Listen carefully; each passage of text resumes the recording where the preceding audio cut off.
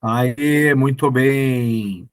Sabe o que eu vou fazer? Acho que eu vou tirar a fotinho da minha folhinha aqui para mandar para vocês depois, pode ser? Ah, pode ser que depois. Posso mandar uma fotinho, mas eu posso já partilhar. Deixa eu pegar meu celular que está carregando ali, porque aí eu tiro foto, coloco aqui para mim, aí eu posso estar partilhando a minha letra maravilhosa. Peraí.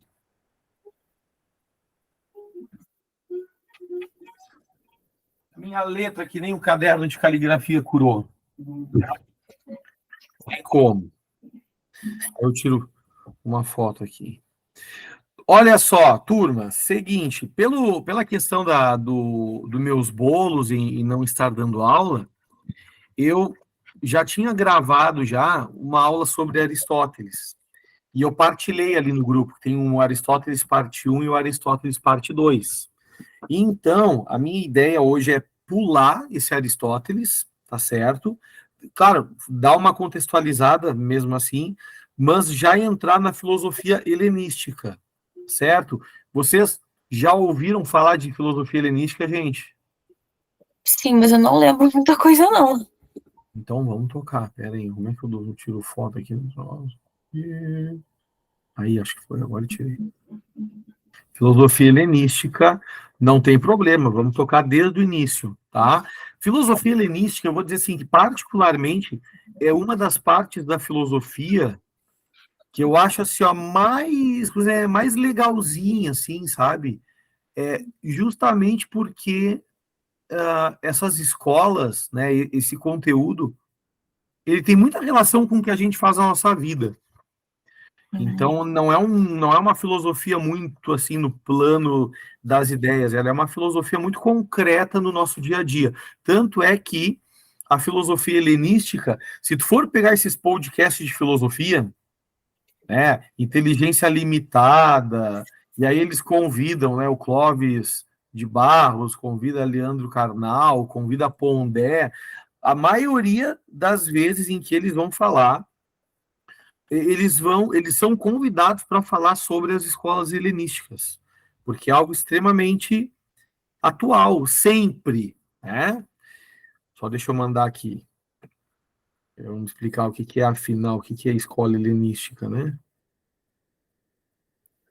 Nossa, eu tenho Parkinson, tá, gente? Vou pegar uma fotinho aqui.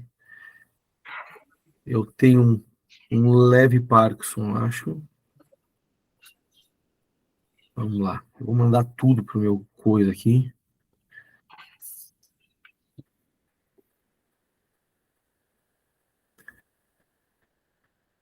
Ai, ai, ai, vamos lá. Demora mais um pouquinho, né?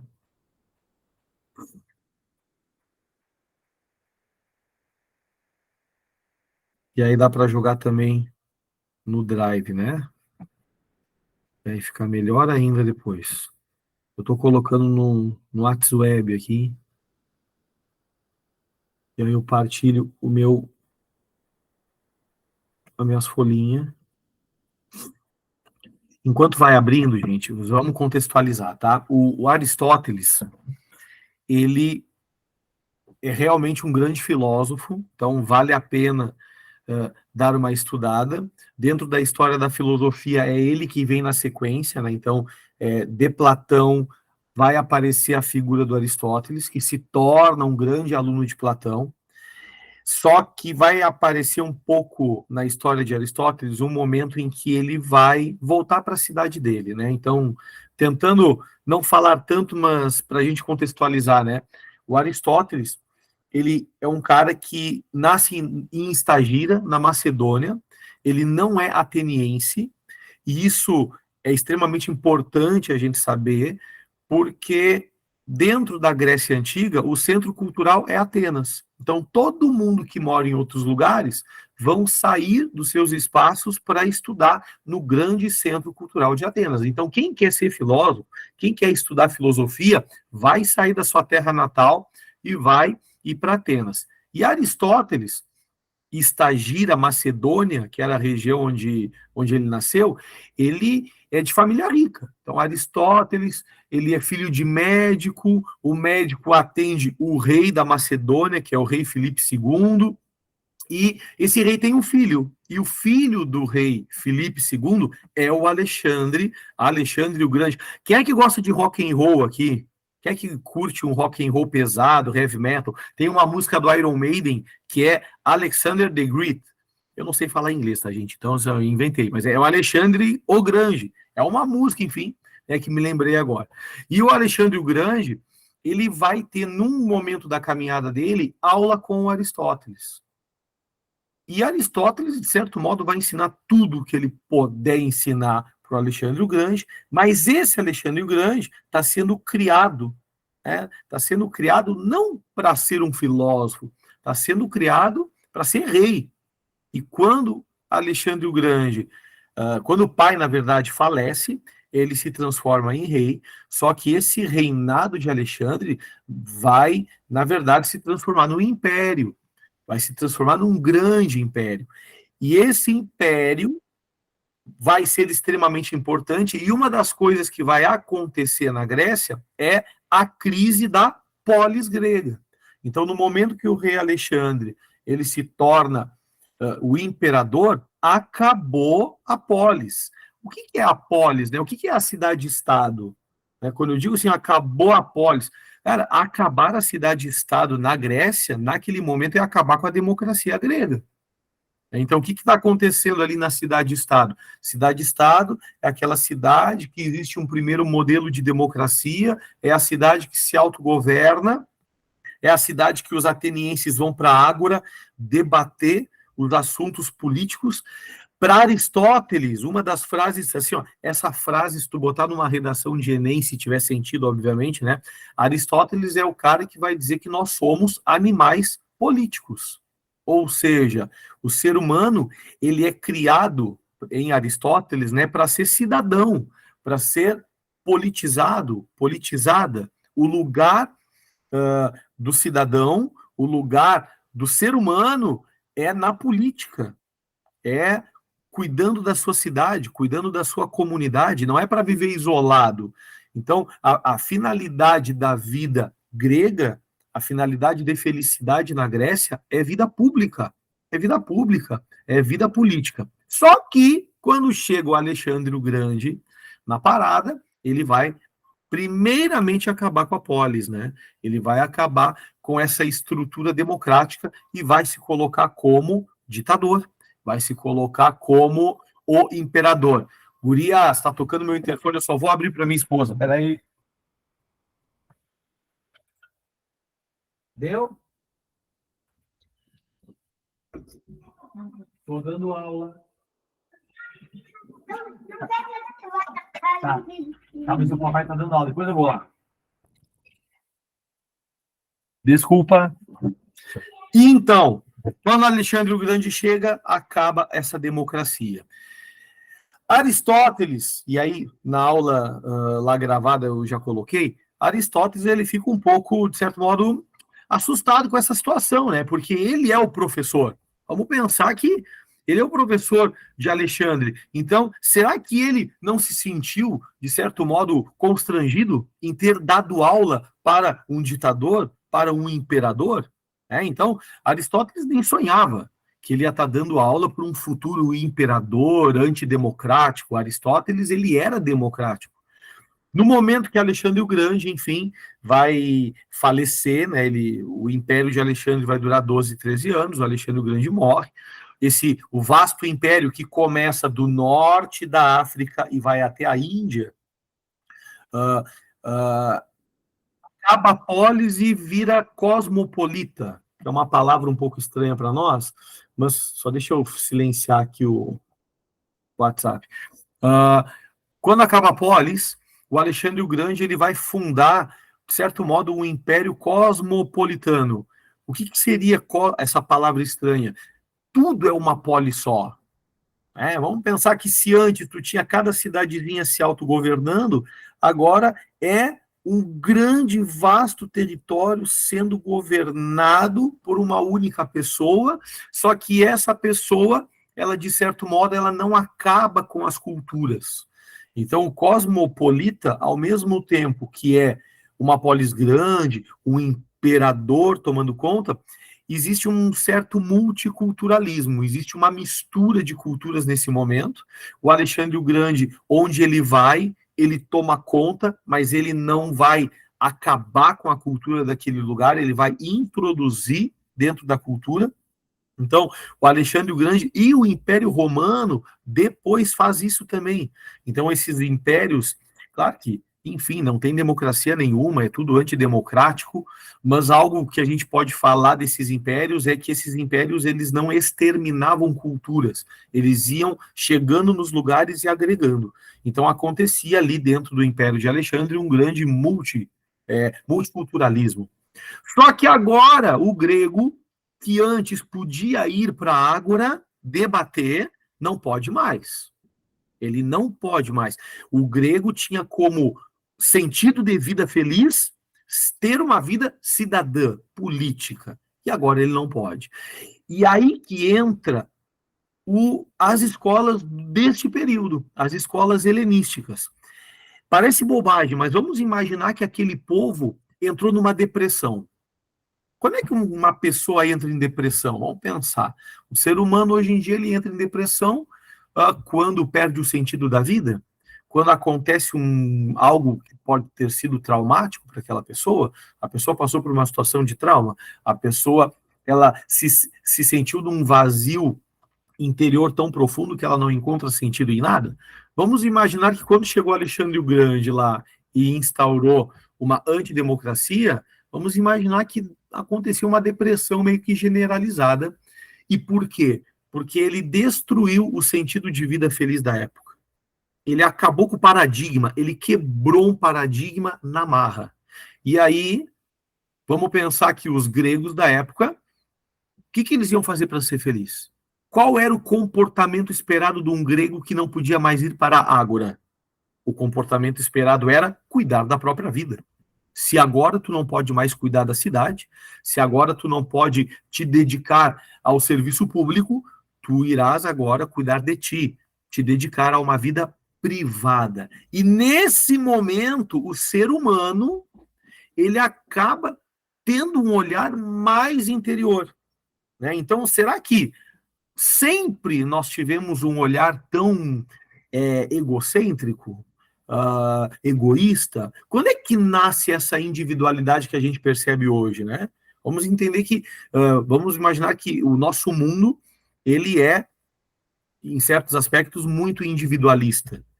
Só que isso a gente aprende, né? Tem comunidades que aprendem a ser extremamente solidárias e empáticas, e tem culturas que nos ensinam a ser egoístas, individualistas, somente olhar para si, não olhar para o próximo. Então, dependendo do lugar onde a gente vive, nós temos mais Ubuntu. Alguém já ouviu essa palavra? Que é uma palavra da filosofia africana. Ubuntu não tem o eu, é sempre o nós. Tem até uma historinha bonitinha do Ubuntu, que um antropólogo, ele foi fazer tipo uma corrida com as crianças de uma comunidade, e as crianças saíram correndo tudo junto, para ganhar todo mundo junto aquele prêmio. Então não existe uma competitividade, de certo modo, que eu vou ter o prêmio sozinho, que eu vou sair correndo, não é uma competitividade que a gente aprende, de certo modo, pelo esporte. Não estou dizendo que isso também é totalmente ruim, enfim, a competitividade, ela faz parte da existência, desde que eu não puxe o tapete do outro, desde que eu não machuque o outro, desde que eu não fique ferindo a integridade do outro. Porém, a Grécia agora vai ter que mudar o seu sentido de ver as coisas. E esse sentido, quem vai colaborar e quem vai contribuir serão as escolas helenísticas. E nesse momento, vai surgir as escolas. Aí agora eu vou partilhar um pouquinho aí a minha tela com vocês, né? Partilhar um pouquinho, bem para que você dê um print aí na tela para pegar meus garranchos e depois passar para o caderno. Onde é que eu partilho, que eu sempre me perco? Partilhar a tela inteira. Aqui, acho que vai isso. Acho que agora vai. Partilhar a tela inteira. Então, se tu tiver dúvida aí na minha letra, opa, que aqui é um comprovante. Para, comprovante de dinheiro agora não. Peraí. Nossa, gente, pai nosso. Que coisa horrorosa. Peraí. Tá? Mas aqui é uma folhinha, tá? Meio que rascunhão, assim.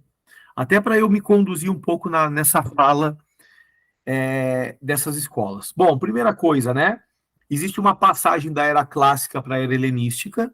O que é a época clássica? Sócrates, Platão e Aristóteles. Esse momento é o tripé, é os grandes três filósofos gregos, é o momento da democracia, é o momento da cidade-estado, da polis.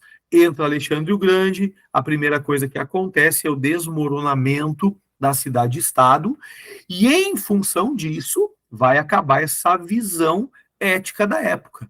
Né? Se antigamente ser ético, se nesse espaço aqui de tempo, ser ético era a vida pública, né? Vida política, agora eu vou ter que ter uma outra base.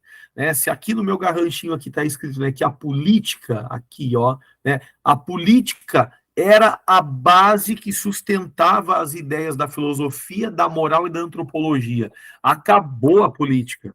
Então agora eles vão ter que reconstruir uma visão.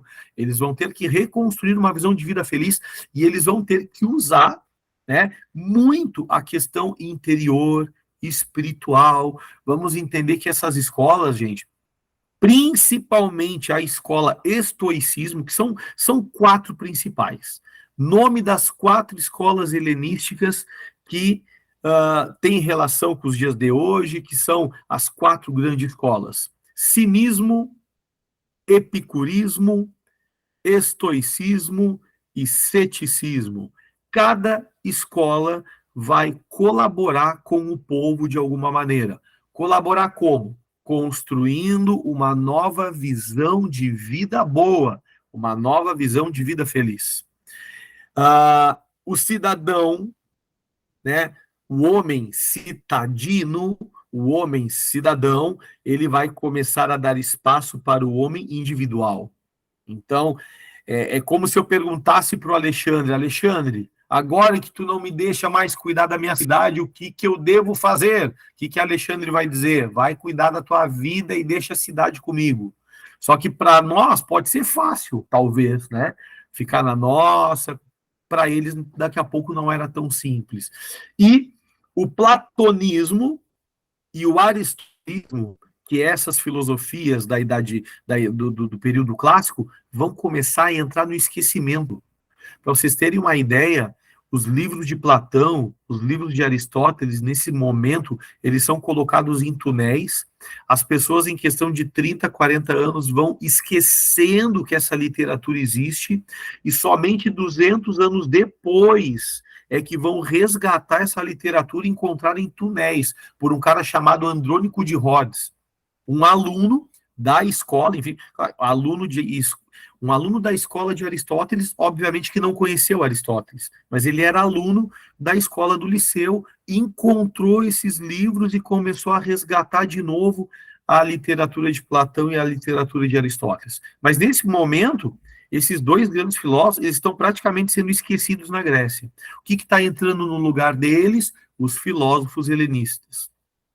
E são quatro escolas, basicamente, e a gente vai tentar, na medida do possível, falar aí, ó, da primeira, pode ser? A primeira escola que a gente vai conversar aqui é a escola do cinismo, tá certo? Fundador da... Quem é que gosta de Chaves aqui? Quem gosta de Chaves? Já viram Chaves ou não? Chaves, Chapolin Colorado, acho que nem existe mais, mas Chaves era uma coisa que eu achava muito massa. O Roberto Bolanhos, falecido Chaves, isso, né? O Roberto Bolanhos, Ingrid, quando leu a história do cinismo, montou o Chaves. Olha que doido. Então, a origem do Chaves é a escola cínica.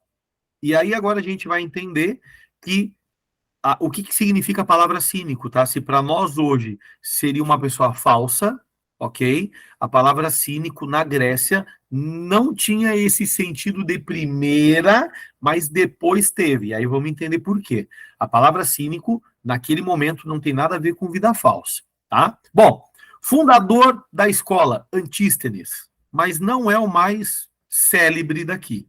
O principal célebre dessa escola é um cara chamado Diógenes. O Diógenes, ele era um cara que tinha casa, tinha emprego, tinha vida política, só que diante daquele, né, do final da polis, diante de não posso mais cuidar da minha cidade, Diógenes radicalmente ele vai cuidar da própria vida de um modo que não é para qualquer um.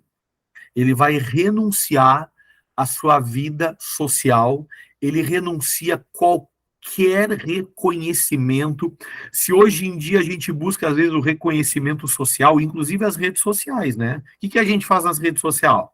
A gente posta muitas vezes porque a gente quer uma visualização e tá tudo bem, enfim. Só que para Diógenes, quanto menos reconhecimento público, melhor. Então, o Diógenes, a gente pode dizer que ele é o primeiro filósofo anticultura. Se a cultura é do reconhecimento, se a cultura é do aparecer, se a cultura muitas vezes é da vaidade, ele está, desculpa a palavra, cagando para isso. Ele não está preocupado com isso. Então, o Diógenes, ele larga a casa. Qualquer compromisso com aquela cultura, ele vai largar. E ele é um cara que vai se reduzir ao máximo, ao ponto de ficar peladão, e para não causar tanto constrangimento assim, vai morar dentro de um barril que vai ser a habitação mais simples. É por isso que entra o Chaves na parada. Né? Então, Nossa, e tem muito massa que ele pediu pro Alexandre sair da frente do sol dele, né? também. Assim, ó, essa história é fantástica, essa história. A gente Eu pode adoro falar. o Diógenes. Helena, fala o que tu te lembra dessa história, minha querida. Pode falar. Ah, eu lembro que ele tava de boa lá no barrilzinho dele, e aí chegou o Alexandre o Grande, tipo, nossa, cara, te admiro muito, não sei o quê, eu faço qualquer coisa, e falou, ah, então faz favor pra mim, sai da frente do meu sol. É muito louco isso, né? Aham. É muito louco. Assim, ó, a gente não sabe se é uma história que aconteceu de fato, mas é uma história que, sim, dentro da literatura está escrito. Mas o símbolo dessa história eu acho muito massa. Né? Tipo, a simbologia dela. Chega o rei, peço o que quiseres que eu te darei. Tchê, eu só quero tomar meu banho de sol, né? Eu quero o meu sol. Primeiro, né? Como assim tudo o que eu quiseres? Tu não és dono de tudo. Então, o olhar do imperador, né? O olhar daquele que acha que está tudo aos seus pés. Cara, tu não é dono do sol. Então, primeiro lugar, velho, não é tudo. Tu não pode me dar tudo. Segundo, né, que eu acho isso fantástico, no momento que tu encontra o teu brilho, no momento que tu encontra o teu sol, vamos pensar em expectativas, projetos, sonhos, realizações e planos, no momento que tu encontra o teu sol, tu não arreda para a direita nem para a esquerda, tu te achou, tu te encontrou. Então, essa história do Diógenes fala muito comigo nessa construção do sentido da vida, né? Qual é o nosso sentido? Qual é o motivo da nossa existência? E no momento que a gente consegue responder isso para o nosso coração, é o sol. E olha, eu não arredo para a direita nem para a esquerda, a gente vai em frente. E é fantástico essa história, porque para mim ela me traz muito isso, entendeu? Me traz muito esse sentido, assim, pô, qual é o meu sol? Né? Que nem as músicas do Charlie Brown, né? Qual é o lugar ao sol que tu deseja? Qual é o teu lugar ao sol? Enfim, é um cara, para mim, como é que eu vou te dizer assim? Ó, o Diógenes, para mim, ele é um divisor de águas positivo e negativo. E aí, por que negativo? Isso é meio, assim, ó, o Diógenes é um cara fantástico, ok? Para mim, eu começo dando parabéns pro Diógenes. Mas o filósofo anterior a ele era o Aristóteles. E aí, vamos lá. Cara, Aristóteles, ele é o pai da ciência, ele é um cara que criou a primeira enciclopédia da filosofia. Aristóteles é o cara que escreve sobre tudo. Não tem algo da Grécia Antiga que ele não tenha um livro sobre. Ele é extremamente eclético no conhecimento. Ele é uma enciclopédia, ele é um Wikipedia da Grécia Antiga, o Aristóteles. E, para ele, nós somos animais políticos, né? Só que no momento que chega o Alexandre, o que o Alexandre instaura? Uma ditadura. O que acontece depois? Aparece um filósofo pelado. É isso. Vamos pensar que tem Aristóteles, tem a ditadura, né? E aí tem um filósofo que está renunciando tudo por causa de que não tem mais aquela liberdade política. Então, não sei se vocês me entendem, eu acho muito massa, sim, existencialmente, ok? Existencialmente, interior, eu acho demais. Só que olha o que acontece na Grécia em função da falta de liberdade do povo de argumentar.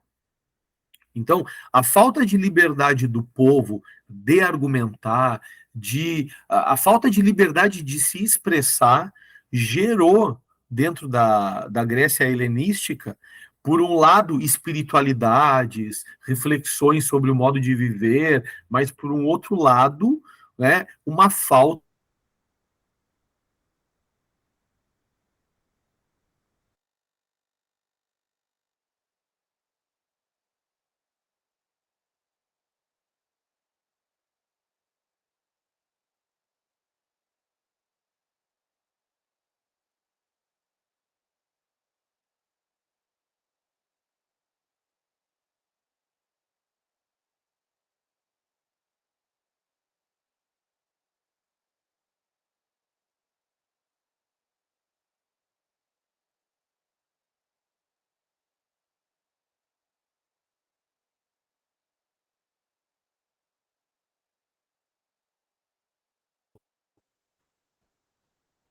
Alô? Estão me vendo? Ah, tá. Agora eu tô te vendo. Eu acho que tinha Voltou. travado. Onde é que eu parei, gente? Ai, pai nosso. Onde é que eu parei? Tava falando Do Diógenes. do Diógenes. Enfim, mas o que eu estava falando dele, né?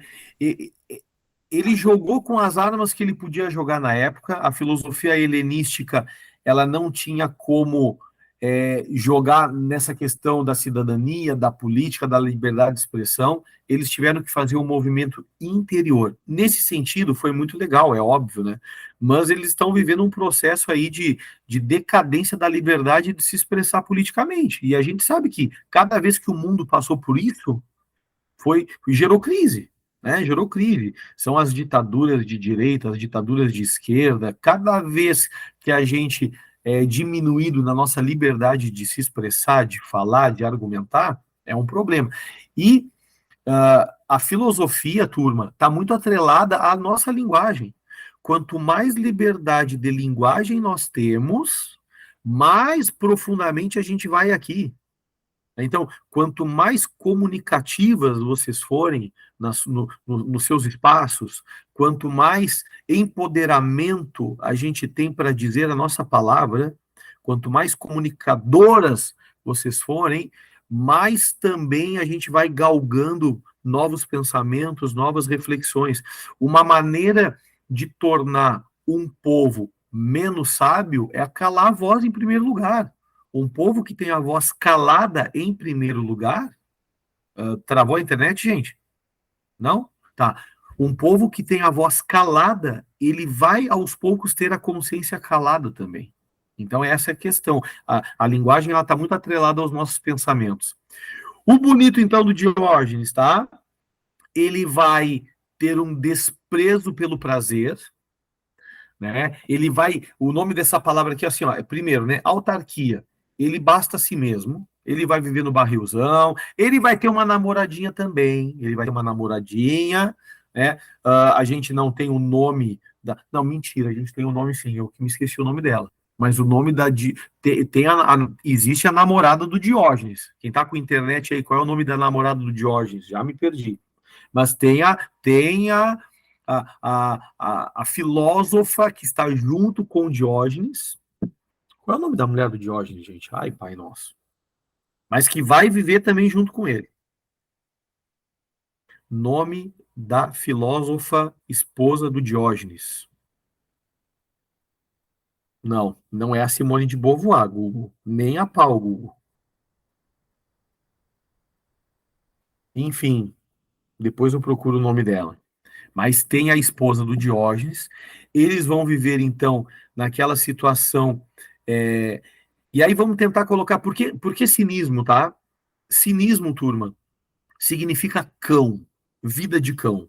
E para o Diógenes, a vida dos animais ditavam a ética da escola do cinismo. Então, quando Diógenes olhava os ratos na Grécia, caminhando para um lado, caminhando para o outro, em busca de comida, se escondendo, quando ele olhava para os cachorros, e aí o cinismo, tá, significa vida de cão, vida de cão. Quando Diógenes ele olhava os cães e ele percebia que o cão, o que faz um cão? Come, dorme, brinca. Um cão ele vive nas sensações.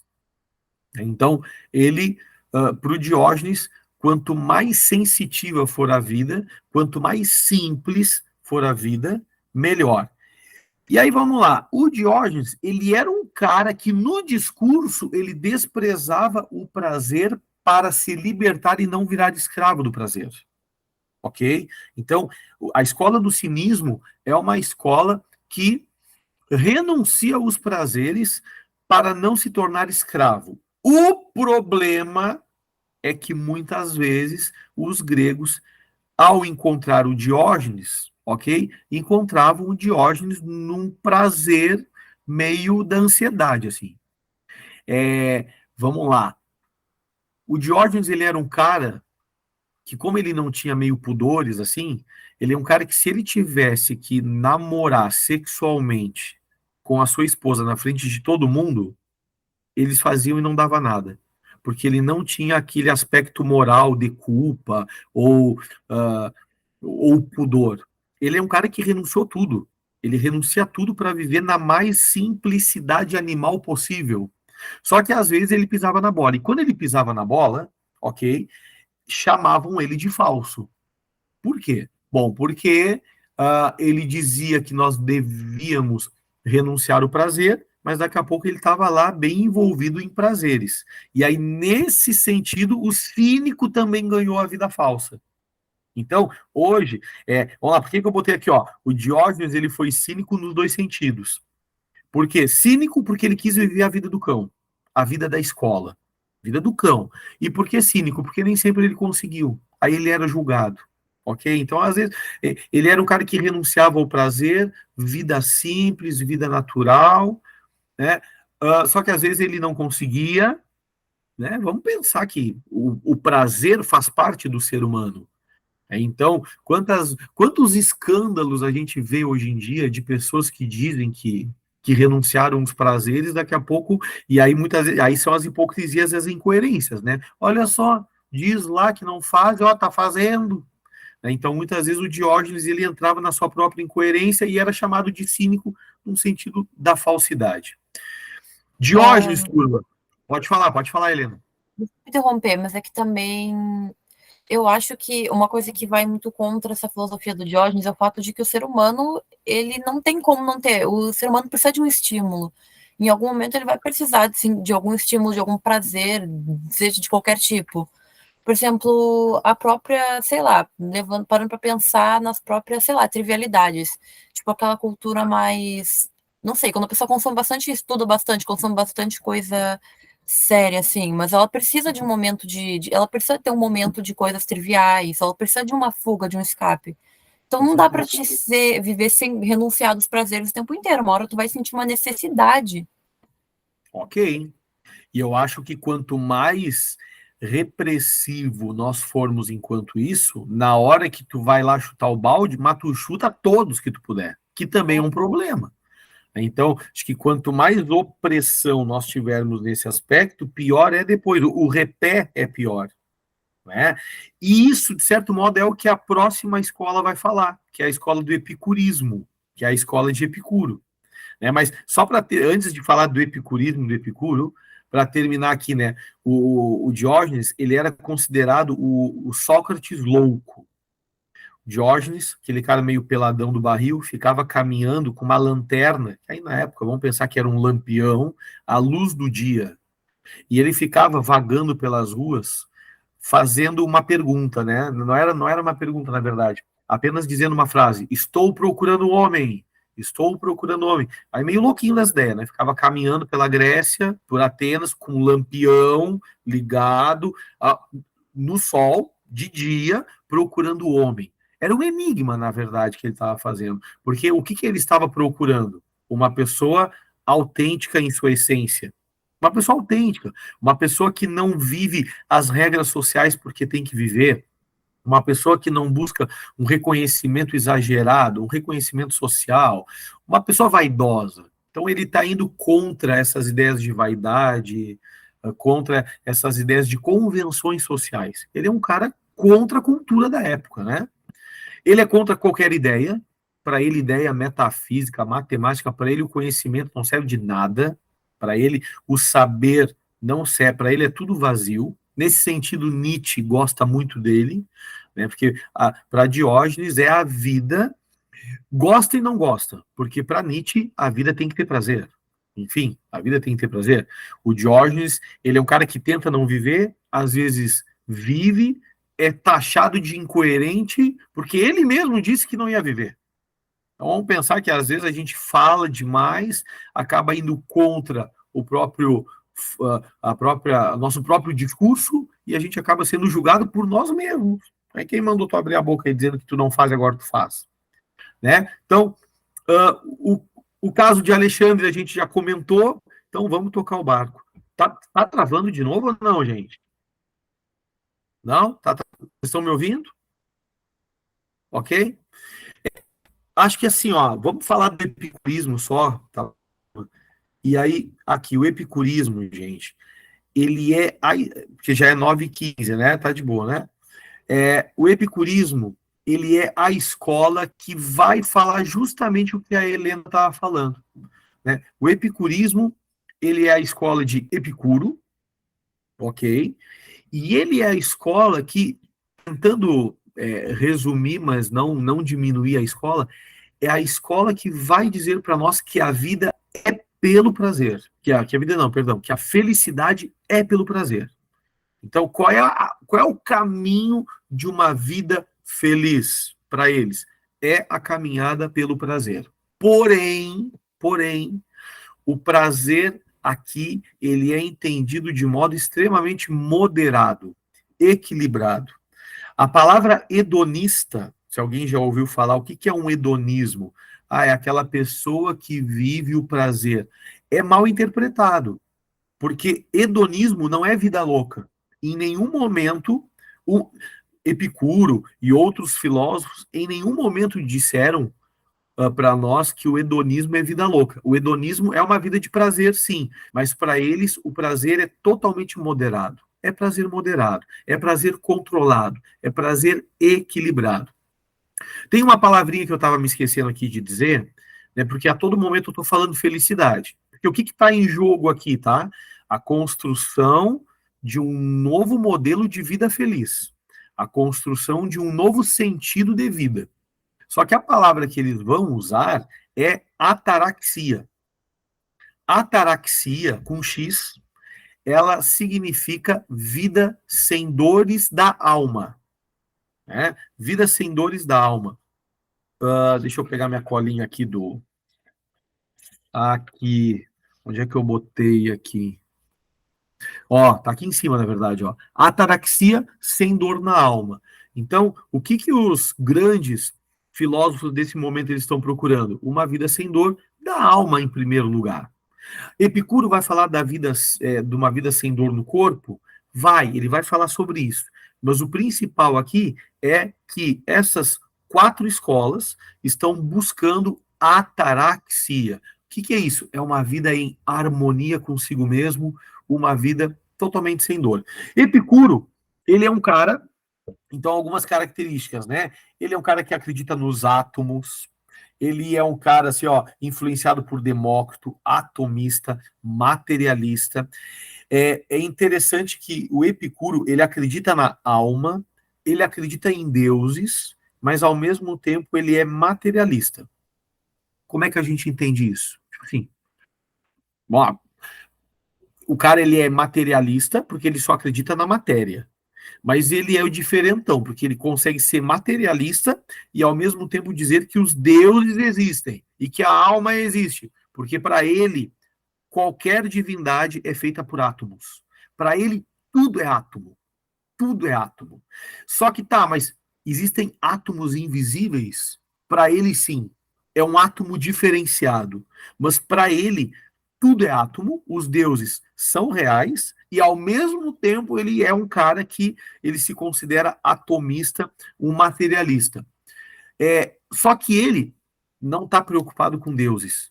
E ele vai dizer que os deuses estão em outro mundo e não estão preocupados com a raça humana. Então, se assim, ficar cultuando Deus, então nesse sentido ele é um ateu, nesse sentido, ficar cultuando os deuses, ficar fazendo oferenda para os deuses, os deuses estão em outro patamar, eles estão em outra realidade, eles não estão nem aí para nós. Essa é a visão do Epicuro. Para o Epicuro, a vida boa, ela é a vida das sensações. Ela é a vida, o conhecimento do bem e do mal não vem pelo logos da razão. Para ele, o conhecimento do bem e do mal vem pelas tuas sensações. Tu coloca o teu corpo no prazer, e o prazer que te traz felicidades e alegrias, né? O prazer que não te traz sofrimento, ele é considerado ético. E o prazer que vai te trazer sofrimento, que vai te trazer dor, ele é considerado não ético. Então, qual é o equilíbrio aqui do bem e do mal, do certo e do errado? É a vida de prazer, ok? Prazer exagerado pode te trazer consequências ruins.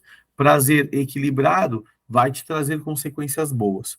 Para o Epicuro, existe 3 tipos de prazeres, tá? Aqui, ó, vamos ampliar aqui, porque cada vez que eu amplio, eu sei que a letra fica meio estranha, né? Mas tem 3 tipos de prazeres para o Epicuro. Os prazeres naturais necessários. O que seria natural e necessário? Aquilo que te mantém vivo. Eu estava escutando hoje Pretinho Básico no carro ao meio-dia ali, e aí eles estavam dizendo uma história de uma mulher que estava indo para casa da mãe, se eu não me engano, e estava levando um vinho para casa da mãe. Só um vinhozinho. E ela tinha um pirulito.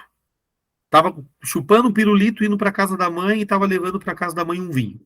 Só que o carro pifou, ela não tinha sinal da internet, ela tentou ir a pé procurar ajuda, se perdeu no meio da floresta e ela ficou 5 dias, somente com o vinho e o pirulito e ela conseguiu viver. Tipo, ela sobreviveu. Quando ela encontrou ajuda, obviamente, né, ela estava toda errada. Mas se ela não tivesse ali o vinho e um açúcar do pirulito, provavelmente ela teria desmaiado, teria morrido, ninguém teria achado ela. Então, para Epicuro, o que é o prazer natural necessário? O mínimo para te manter vivo. Então vamos lá. Dormir, comer, beber o suficiente. Comer o suficiente, beber. Então, para ele, assim, ó, se eu sentir prazer com o natural necessário, eu tô muito top. Eu tô muito bem. O que é sentir prazer com o natural necessário? É de tarde, tu tá morrendo de fome, tu abrir a tua despensa e tu ter uma bolacha, água e sal e tu comer aquilo no maior prazer do mundo com um copo d'água. Consegue fazer isso? Ou às vezes tu abre a despensa, ai, só tem bolacha, que saco, tava com tanta fome. Aí tu vai lá no bar, compra uma bolachinha recheada, sei lá. Então, para ele, a vida de prazer é a vida... Por que isso, tá? Por que esse papo, né? Porque assim, ó, e aí, a Isis podia estar aqui, porque a Isis é a prof de química, né? Quanto mais eu dou trela para as minhas endorfinas, dopaminas, serotoninas, quanto mais eu dou trela para elas, mais eu vou querer elas. Então, quanto mais eu caminho na minha escada de prazeres, quanto mais eu coloco sofisticação no meu prazer, mais difícil é descer depois. Pensem na vida de vocês, né? Cara, assim, ó, aquele maravilhoso, mas no momento que eu descobri que dá para botar um ketchup, mostarda e maionese, parece que quando eu comer sem o ketchup, mostarda e maionese vai ser um pouco diferente. Vai ser assim, ai, nossa, não tá a mesma coisa. Então, quanto mais escadinha a gente coloca no prazer, né, mais difícil fica depois de descer. Então, o que ele está querendo dizer? Né? Que, cara, não coloca tanta sofisticação no teu prazer, porque vai chegar uma hora que tu vai estar buscando coisas banais. Então, assim, ó, quanto mais prazer tu sentir com o mínimo e com o básico, melhor para ti. É isso que Epicuro diz. Então, os naturais necessários, comer e beber o suficiente. E existe o natural não necessário. O que seria o natural não necessário para ele? Seria as comidas mais luxuosas, enfim. Né? Vamos lá. Tu está morrendo de sede e não tem refri na tua casa, só tem água. Tu passaria de boa? Por quanto tempo? Ou tu chegaria uma hora e ficar assim, não, mas eu não aguento mais, eu quero uma coca gelada. Tipo, mas tu tá com fome ou tu quer o prazer de beber e de comer? Vamos pensar. Quando a gente tá com fome, muitas vezes a gente come não pela fome, a gente come porque a gente quer sentir um prazer. Né? O prazer de comer e o prazer de beber, que é muito bom. Prazer de uma boa bebida, de uma boa comida. Mas para ele, cara, tu tá querendo sentir prazer, não, tu não tá matando tua fome. Tu tá matando o teu prazer. E existe os prazeres não naturais e não necessários, que para Epicuro é poder, glória, fama, riqueza, que para ele é o pior dos poderes, é o pior dos prazeres, na verdade, e que não te traria felicidade, apenas tristeza. Então, cinismo é aquele Diógenes, vida simples, vida com renúncia de prazer, ok? Por mais que Diógenes não tinha feito isso, mas ao mesmo tempo, né? Diógenes foi feliz com o seu sol lá, renunciando à riqueza de Alexandre? Eu acho que foi. Travou de novo, gente? Vocês estão me ouvindo? Ok. Para acabar, então, turma, Diógenes foi feliz? Acredito que foi ali, tomando seu banho de sol. Poderia, né, ter dado trela para o Alexandre. Alexandre foi nele, né, outra parte da história tradicional da filosofia, porque o Alexandre não acreditava que o Diógenes era de verdade. Então, quando Alexandre olhou para o Diógenes, Alexandre disse assim, cara, tu é de verdade, velho. Porque me disseram que tu largou tudo para viver aí peladão no barril. Eu não acreditava. Eu tive que vir ver com os meus próprios olhos. Então, a história também tem isso, né? Tipo, Alexandre desconfiado de que, cara, esse cara não existe. Isso aí é história que o pessoal tá contando. E aí, Alexandre... É verdade aquela história, que eu não sei, eu ouvi que o Alexandre chegou no Diógenes e falou, bah, cara, te admiro, não sei o quê, se eu pudesse, eu seria tu. E ele falou, se eu pudesse alguém, eu também seria eu. Sim, sim, sim, sim. É que assim, ó, isso é real. O Alexandre, fizeram uma pergunta para Alexandre, se tu não fosse tu, quem tu gostaria de ser? Diógenes. Sim. Agora, olha que massa isso, né? Isso assim, ó, o que o Alexandre... Quando o Alexandre diz isso, né? Se eu não fosse eu gostaria de ser Diógenes, né? É o reconhecimento de que o Diógenes ele desceu tão lá para baixo nessa questão da vida simples, né? Da vida modesta, radicalmente, né? E não é para qualquer um. Não é para qualquer um. Eu fico Não, o cara levou o pensando. pé da letra. Oi? O cara levou o pé da letra. É. Mas existem hoje em dia Diógenes, né? Diógenes e Diógenas, sei lá. Existem pessoas que largam tudo. Uma pessoa que larga sua vida boa para fazer uma missão num país que está passando por necessidades de fome. Tchê, não é para qualquer um. Né? Tu largar o conforto da tua casa, e eu não tô dizendo que eu não tô dizendo que nós somos pessoas horrorosas, mas é o reconhecimento de que não é para qualquer um. Uma pessoa largar a sua boa vida, o seu conforto do lar, para simplesmente, e com tudo pago, enfim, por ONGs, por religiões, por organizações, eu quero ir para aquele país porque lá as crianças estão morrendo de sede, eu quero ajudar. Nossa, e tu vai chegar lá e tu vai viver a mesma situação. Tipo assim, tu não vai ir para um país que tenha muita fome, para um hotel, né, tendo aquele café da manhã maravilhoso de hotel e fazendo caridade. Não, tu vai viver na pele o que aquele povo está vivendo. Então, não é para qualquer um essa vida, porque é uma radicalidade. Larga tudo e vai viver de caridade, vai viver na pobreza, vai viver fazendo bem ao próximo num país de uma outra cultura. Olha, tu tem que ter uma resiliência e uma libertação interna muito forte. E então, tem aquela galera que larga tudo para ser padre ou para viver ou vai viver da igreja. Tinha essa galera, não sei se hoje em dia isso é comum, mas antigamente era. eu fico pensando assim, ó, dentro dessas questões religiosas, uma para mim que é top é a Madre Teresa de Calcutá. A mulher, ela vai para a Índia e vai cuidar do povo que está morrendo de lepra nas ruas da Índia. E aí o mais louco da cabeça é o seguinte, né? Ela está indo lá para curar, para fazer milagre. Não, ela não está indo lá para curar, fazer milagre. Ela já falecida, enfim, né? Ela ia lá para cuidar da pessoa na hora da sua morte. Porque em função da lepra, o corpo já estava tão infeccionado, o corpo já estava tão assim maltratado por causa da lepra, que o que tinha ali? Era amar a pessoa na hora em que ela estava agonizando da morte. Olha que coisa forte isso. Assim, tchê, larga tudo, o que vai fazer? Eu tô aqui no meio-fio da calçada, sentado. Roberto, ela não era uma pessoa boa, não. Tu tá falando de quem, meu amor? Da Madre Teresa de Calcutá?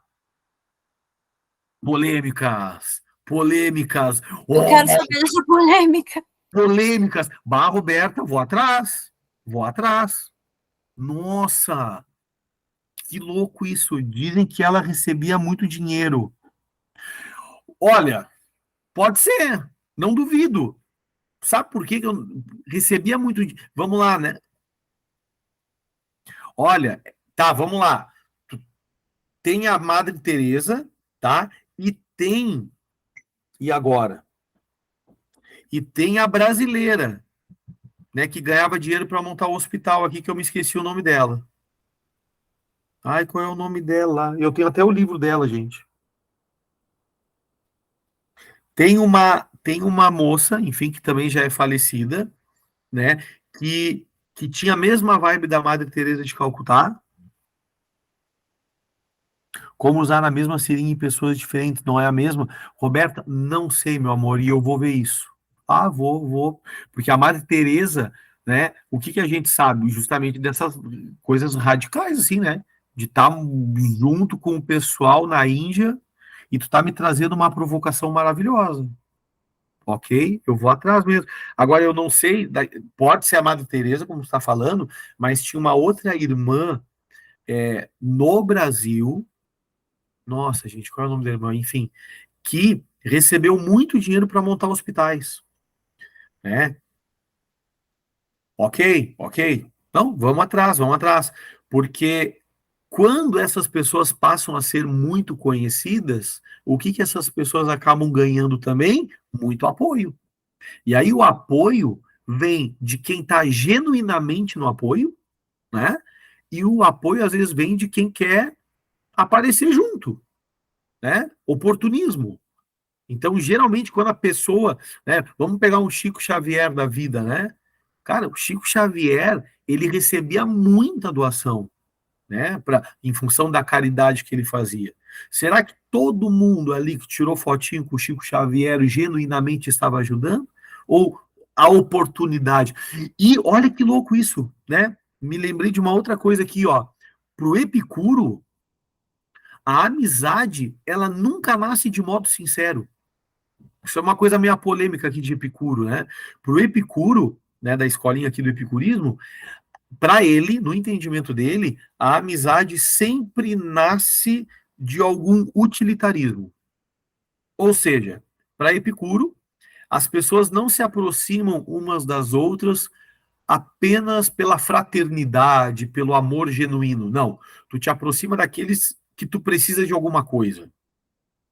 Porém, depois que o elo está formado, há prazer na relação. Prazer de amigo, o prazer de amizade. Então, para Epicuro, a origem da amizade é sempre utilitarista. A base, né, a base dessa amizade é sempre uma utilidade. Obrigado, Ingrid. É a irmã Dulce. Perfeito. Não estava me lembrando da palavra. É essa daí. É a irmã Dulce. Aí agora, Roberta, agora tu me colocou assim, ó, numa situação de que eu vou ter que procurar saber aí, ó, né, o que é real, o que não é real, o que é polêmico, o que não é, porque sim, né, são duas mulheres extremamente caridosas aí e que uma se inspirou a irmã Dulce se inspirou na Madre Teresa, né, a viver uma vida aí radical.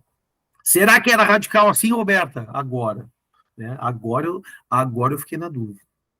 Gente, olha só. Epicurismo, cinismo, tá faltando duas escolas. Sim. Aqui tem até um hospital com o nome da Irmã Dulce. Nossa. Isso é YouTube? Eu vou atrás desses vídeos. Eu vou atrás desses vídeos mesmo. É o link de uma matéria que eu achei no Google agora. Ó, tem ali, ó. BBC. A Helena colocou. Eu já vou deixar para mim aqui, ó. Madre Teresa, as virtudes e controvérsias. Ah, então é a Madre Teresa, hein? É a Madre Teresa, não é a Irmã Dulce, hein? Esse aqui é a Madre Teresa, o que eu botei. Não, eu tô achando que é a Madre Teresa aqui também. A Helena colocou. Que louco, lá do. Olha, nossa, vamos ler. Muito louco isso. Gurias, é, na próxima semana a gente vai falar então. Próxima semana eu vou dar aula de novo, tá? Eu não vou intercalar. Próxima semana eu vou dar aula de novo para voltar pelo menos uma coisa mais estável, porque eu estava aí 3 semanas sem dar aula. E aí, vamos falar do estoicismo e do ceticismo, tá? Ficou alguma dúvida? Querem fazer alguma pergunta sobre o cinismo e sobre o epicurismo? O que tem que vir na minha cabeça, né? Epicurismo, prazeres moderados da vida. Né? Cinismo, vida o mais simples possível, sem essa busca ansiosa por ser reconhecido pelos outros, enfim, tá? Só tem uma questão aqui que me confundiu. Oi. E tu ensinou pra gente 3 prazeres hoje, né? Que são escritos pelo Epicuro. Só que eu tava olhando aqui num livro que eu tenho e aí só tem 2, e aí é um pouco diferente. Eu não sei. O que está escrito no livro aí? Que assim, aqui está dizendo que o Epicuro distinguia 2 grandes grupos de prazeres. Que o primeiro reúne os prazeres mais duradouros, que encantam o espírito, tipo como uma boa conversação, uma contemplação das artes, a audição de uma música. E o segundo seriam umas coisas imediatas e que podem resultar em dor e sofrimento. Sim, tu não tá errada, tá? Olha só, eu vou dar uma ampliada aqui, ó. Você está vendo meu garrancho aqui, olha só. Ai, que fica estranho, né? O prazer da alma é superior ao prazer do corpo, tá? Então, Epicuro, ele vai falar isso também. Tá? O Epicuro ele vai trazer, né, os 3 tipos de prazeres, né, naturais necessários, naturais não necessários e não naturais não necessários, e ele também vai ser dualista nesse sentido. Ele vai dizer, né, que os prazeres da alma são muito superiores aos prazeres do corpo. Tá? Então, esses 3 tipos de prazeres que eu tinha elencado aqui tem mais relação daqui a pouco com o corpo ali, né? Sobre a alimentação simples, a alimentação na busca do prazer e o não natural, não necessário, que é a vaidade da riqueza, a vaidade do prazer, a vaidade do prazer, do poder, enfim.